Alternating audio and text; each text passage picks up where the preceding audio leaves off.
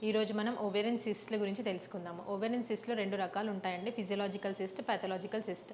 ఫిజియోలాజికల్‌లో ఏంటి అనంటే follicular cyst అని అంటాము. ఇంకొకటి కార్పస్ లూటియల్ సిస్ట్‌లు అంటాం. ఇవి మనకి మెయిన్‌గా ఇన్‌ఫర్టిలిటీ సైడ్ ఇంపార్టెంట్. హలో అండి. ఐయామ్ డాక్టర్ లావణ్య ఫ్రమ్ ఐ3సి ఫెర్టిలిటీ సెంటర్, నిజామాబాద్ బ్రాంచ్.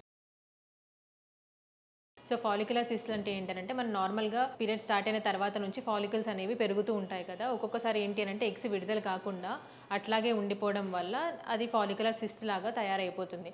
ఇంకొకటి ఏంటి అనంటే కార్పస్ లూటియల్ సిస్ట్ అనేవి.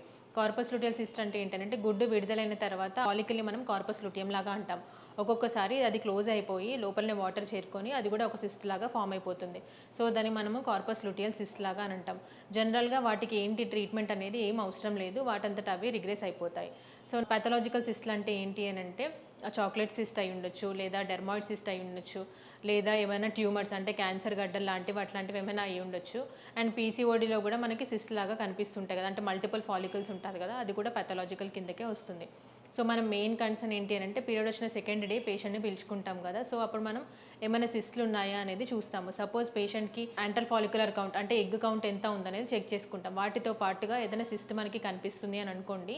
సో నార్మల్‌గా మనం hormonal profile like oestrogen, progesterone levels ఎంతున్నాయి అనేది చెక్ చేసుకుంటాము. ఈస్ట్రోజన్ అనేది మోర్ దెన్ 50 ఉన్నా, లేదా ప్రొజెస్ట్రాన్ అనేది మోర్ దెన్ 1 అనేది ఉన్నా కూడా మనం అది ఆ సైకిల్ అనేది క్యాన్సిల్ చేసేసుకొని వాళ్ళకి ఆ హార్మోనల్ లెవెల్ అనేది బ్యాలెన్స్ అవ్వడానికి మనం ఓసీ పిల్స్ అంటే 21 డేస్ పిల్స్ లాగా స్టార్ట్ చేసుకుంటాము. మళ్ళీ నెక్స్ట్ మంత్ డేట్ వచ్చిన తర్వాత మళ్ళీ ఒకసారి ఆ సిస్ట్ అనేది రిగ్రెస్ అయిందా లేదా అనేది చెక్ చేసుకుంటాం. అలాగే మిగతా పాథలాజికల్ సిస్ట్‌లు ఏదైనా కనిపించాయి అనుకోండి, డెర్మాయిడ్ సిస్ట్ కానీ, లేదా ఎండోమెట్రియోటిక్ సిస్ట్ కానీ, లేదా ఏదైనా ట్యూమర్, క్యాన్సర్ లాంటిది ఏమైనా డౌట్ ఉంది అని అనుకోండి, వాటికి తగ్గట్టుగా మనం ఇన్వెస్టిగేషన్స్ అనేవి చేసుకుంటాం. ఇప్పుడు డెర్మాయిడ్ సిస్ట్ అనుకోండి, దానికి పర్టిక్యులర్‌గా ఏ సైజ్ ఉన్నా కూడా irrespective of the size surgery is the treatment option for dermoid cyst. లేదు ఎండోమెట్రియోసిస్ ఉందనుకోండి, వాటి సైజ్‌ని బట్టి, పేషెంట్ కంప్లెయింట్‌ని బట్టి ట్రీట్మెంట్ అనేది ఉంటుంది. అవి చిన్నగా ఉన్నాయి అని అనుకోండి, మనం యాజ్ సూన్ యాజ్ పాసిబుల్ పేషెంట్‌గా త్వరగా ప్రెగ్నెన్సీ అనేది ప్లాన్ చేసుకోండి అన్నట్టుగా చెప్తాము. సైజ్‌ని బట్టి, అలాగే తనకి సివియర్ సింప్టమాటిక్ ఉంది, కంప్లెయింట్స్ ఏమైనా ఉన్నాయి అని అనుకోండి, దానికి ఏమైనా సర్జరీ అనేది అవసరం పడొచ్చు.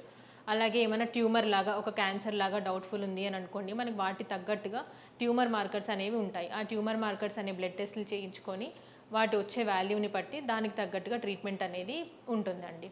Thank you.